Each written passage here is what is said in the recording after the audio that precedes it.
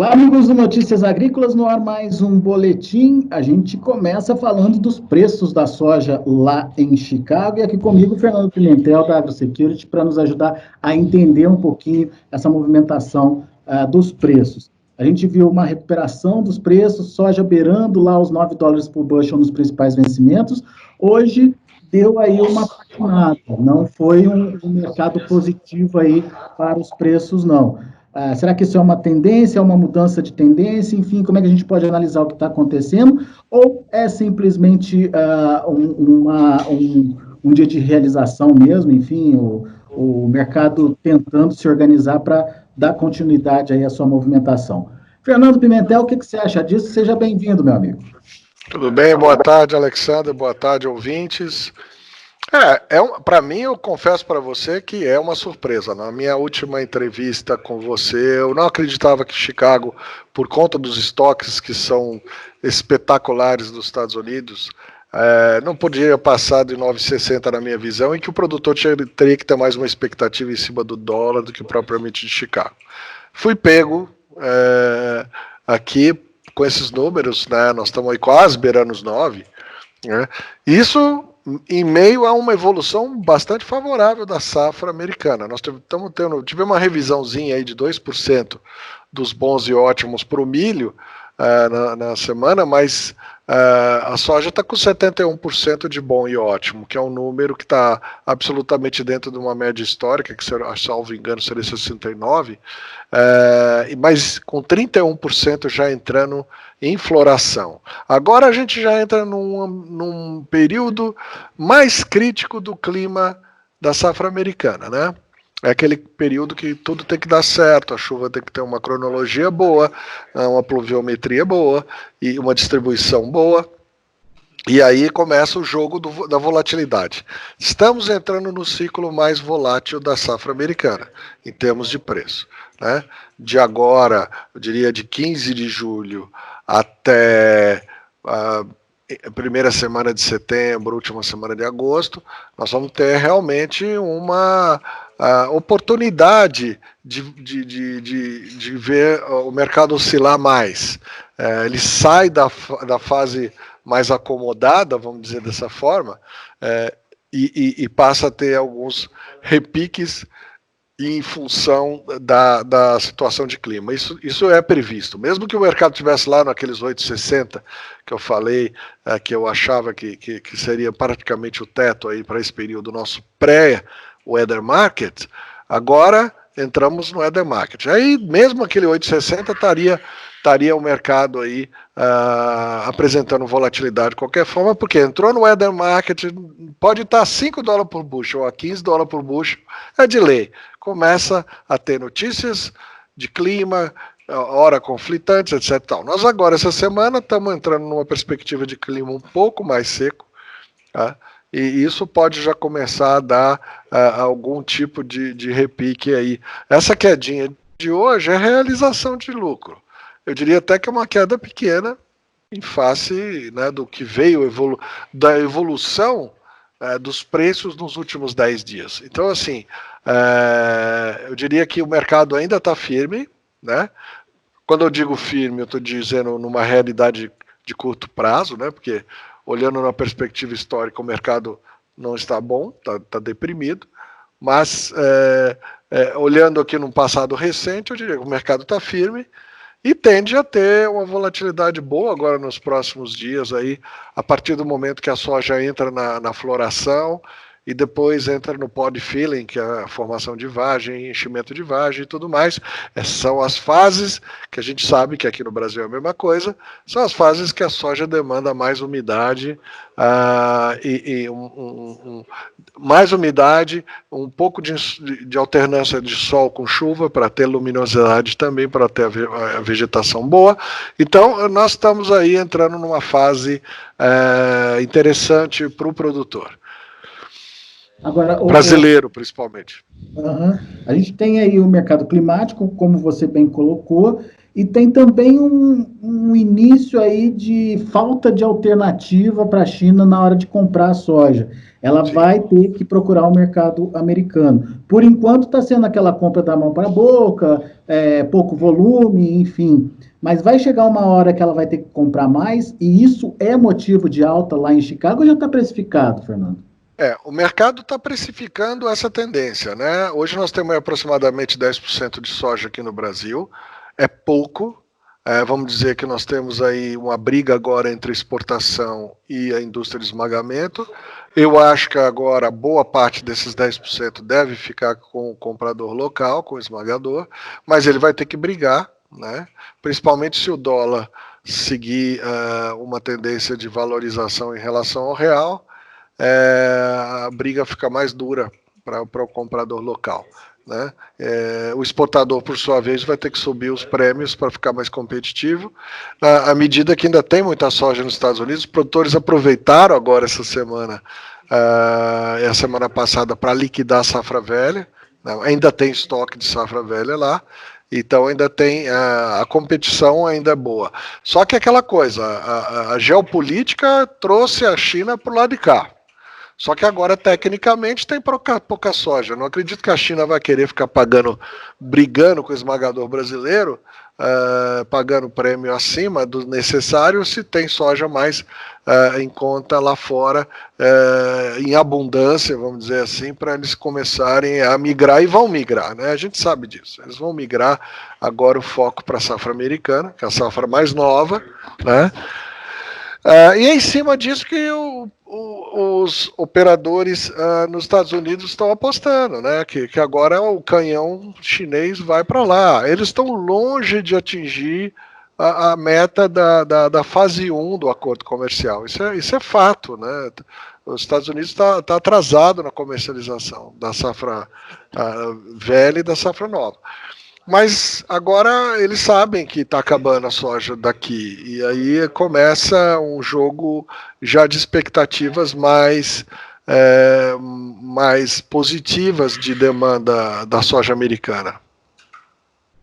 Mas, então, diante desses fatores, mercado climático e essa possibilidade de maior volume de compras aí da China, mercado é de alta? Dá para afirmar isso? Não dá para afirmar porque a gente não sabe se vai abrir uma chuva agora, semana que vem, uma chuva bem distribuída.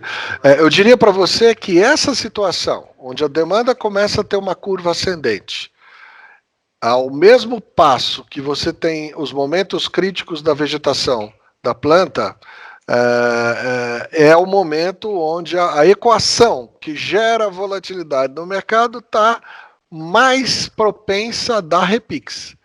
Então, é fundamental agora para o produtor. O brasileiro, ele tem que estar olhando agora a safra nova, certo? Então, tem aí em torno de 40 e poucos % já vendido, é um volume grande. Se você pensar historicamente, tá um pouco acima da média.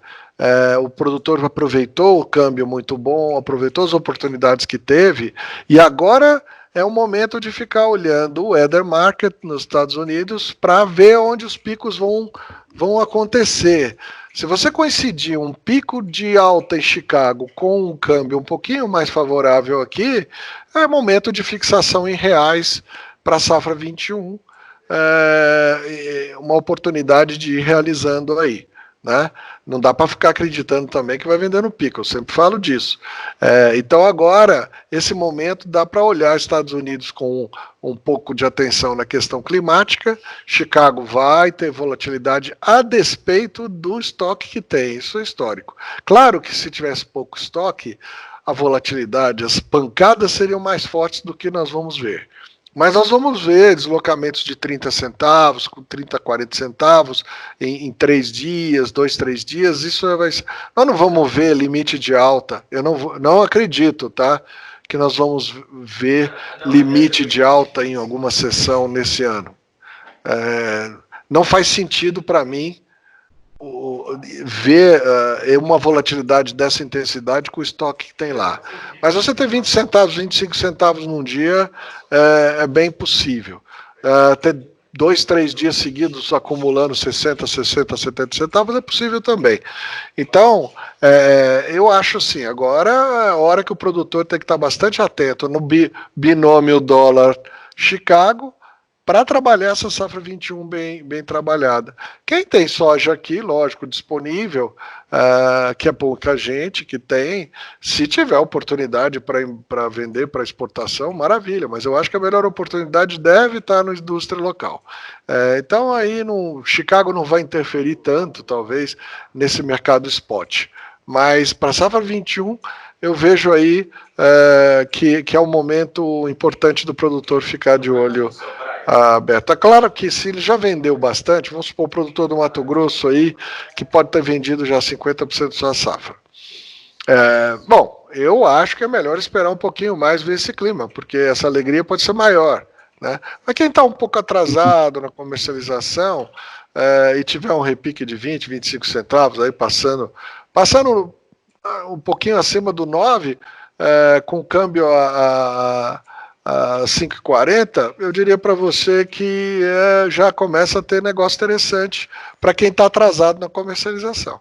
Quem está adiantado, já formou alguma média, talvez seja melhor trabalhar um pouquinho acima disso, né? Muito bem. Ô, Fernando, para subir mais, depende desses fatores que você colocou aí. Mas dá para dizer que o atual patamar está consolidado e é um patamar que atrai o produtor americano para as vendas? Olha, já pelo menos na safra velha a coisa começou a andar lá, né? Isso é importante, é um sinal. Não é um preço muito remunerador para o produtor americano, tá? Claro que eles têm lá alguns auxílios, né? Eles têm algumas condições de proteção de renda, mas eu diria para você que um preço interessante mesmo para o produtor, que eu acho que moveria um volume bem maior aí de comercialização nos Estados Unidos, seria na faixa de 9,50. Né? Vamos ver se esse mercado chega nesse patamar. Agora, voltando para a questão da comercialização aqui no Brasil, você alertou aí para a possibilidade, né, de a safra nova voltar a ser atrativa. Você tem aí um alvo, enfim, um número na cabeça que o produtor está olhando aí para voltar a negociar a safra nova? Então, vamos lá. Daquilo que a gente já falou em outra ocasião, não sei, na última ou na penúltima conversa que tivemos, o conceito de remunerador do produtor rural, principalmente no Cerrado, ele é muito pautado pela paridade de troca dos insumos, né? Esse ano nós tivemos uma das melhores paridades de troca de fertilizante soja dos últimos 12 anos. Então, assim, eu diria que essa primeira parte da soja que foi negociada, principalmente essa que foi negociada na modalidade de barter, ou até na operação separada, vendeu a soja, mas comprou fertilizante mais ou menos casado ali, na mesma data tal, eu diria assim, essa etapa da comercialização, que é mais voltada para o custeio, ela foi extremamente interessante. Porque a lógica, Alexander, tem que ser em cima disso. Fala assim, eu tenho que trabalhar a minha venda para sobrar mais, para ter mais soja livre, desligada do meu custo, né? Então aquela que eu reservei para pagar minhas despesas, eu tenho que trabalhar ela bem para sobrar mais, para essa sim ser o meu resultado final, o meu lucro, né? Então, nessa etapa onde o produtor trabalhou as suas vendas para comprar seus insumos, onde o barter, a troca ocorre com mais frequência, que é no Cerrado, essa etapa foi muito bem feita, né? Então esse resultado já está lá. Agora tem uma etapa que vamos dizer, ainda tem, nem todo o custo tá liquidado aí dessas operações foram feitas, mas eu diria que o produtor já saiu, pelo menos o do Cerrado, em boa parte, já saiu um pouco do risco de perder dinheiro. Se ele colher uma média boa, eu diria uma média normal, não estou dizendo uma safra espetacular, ele já não tem risco de prejuízo e vai ter um ganho, né?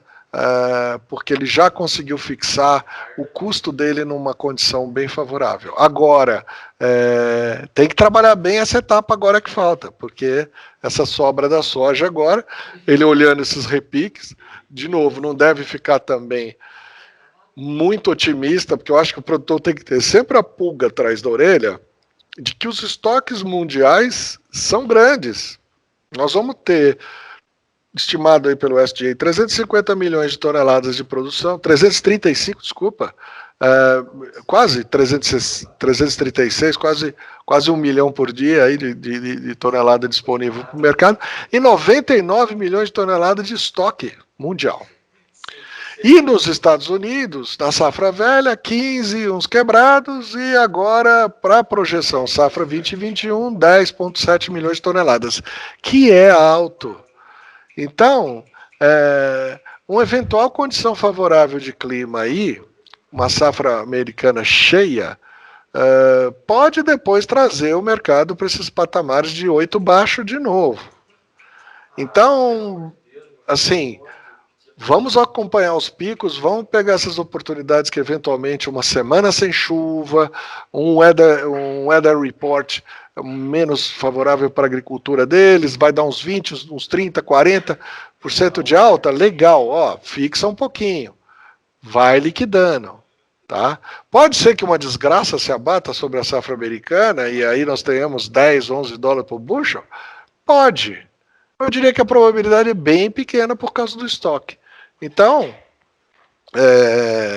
a leitura, assim, o produtor tem que ir com a boa vontade agora, né, mas com muito racionalismo, sem muita paixão, olhando esses números de estoque aí com muita atenção, né, e sem muito romantismo, porque tem soja pra caramba. Né? Vamos pensar dessa forma. Isso que eu queria entender, 99 milhões de toneladas de estoque mundial, você falou que é muita soja. É muita sorte se você pensar que nós já tivemos 18, 19% de estoque sobre consumo, aqui nós estamos falando em torno de 26, por aí. É um número bom, é bem confortável para o comprador. Não existe susto aí, não existe squeeze. Então, a soja, ela não está tão bem distribuída agora. Por quê? Porque o Brasil está com o estoquinho baixo, nós vamos terminar a safra aqui no pau da viola. Enquanto que nos Estados Unidos o nego tá lá com as dunas de soja, que eles têm muita capacidade de armazenagem e armazenagem de boa qualidade, então eles não sofrem tanto com isso. Mas eu diria para você que a soja hoje está deslocada para o hemisfério norte, né, em termos de estoque. Então, o que é importante entender é que agora a pressão é sobre Chicago, de novo. Chicago é uma safra, é uma bolsa local, olha para esses estoques, isso dificulta as altas, né? Tanto que parece que a B3 está soltando um contrato agora aqui para o Brasil de precificação, vai tentar pela 10ª vez montar um contrato de soja local, porque realmente já dispareou, você fica às vezes 6, 7 meses do ano com a soja brasileira fora do patamar de Chicago, descolada de Chicago. Então isso é um prenúncio de que a gente precisa realmente começar a ter um contrato local aqui de soja, né? Legal. Fernando, muito obrigado por enquanto pelos esclarecimentos aí para a gente. Eu acho que a dica maior dessa nossa conversa é preste atenção que poderemos ter momentos de oportunidade daqui para frente, daqui até julho, ao longo de julho, até algum pedaço de agosto, certo? Exatamente, o cassino está aberto. Muito bem. Não deixar essa oportunidade passar. Claro, não precisa sair vendendo tudo, mas vai fazendo aos poucos, vai fazendo média e vai tentando aí fechar o seu produto à medida que você vai tendo renda, obviamente, né? Tem que ter a conta. Isso aí. É sempre importante olhar a perspectiva de você fixar seus custos na medida do possível, né? O Cerrado, nesse ponto, sempre está diante do resto do Brasil, né? Já fez esse exercício com louvor aí muito bem, mas esse ano, por exemplo, temos o Rio Grande do Sul já com 25% vendido, e é importante, principalmente o pessoal do Sul, já ir olhando essas oportunidades que vão surgindo, né, de fazer suas fixações. Eu não sei se eu recomendaria fixação em dólar, tá? Eu acho que se o dólar dessas desvalorizadas aqui ficar nessa faixa aí de 5,50, 5,40, 5,50, já está de bom tamanho. Claro que se ele for depois para 6, alguém pode falar, poxa, se eu tivesse. O se eu tivesse é sempre uma coisa que atormenta o ser humano, mas o racional me indica que se você fixar nesses patamares com câmbio na faixa de 5,40, 5,50, não é mau negócio, é um bom negócio por aí. Legal. Ok? Obrigado, viu, Fernando? Grande abraço para você. Até a próxima. Um abraço, meu jovem. Um abraço, produtores aí. Tchau.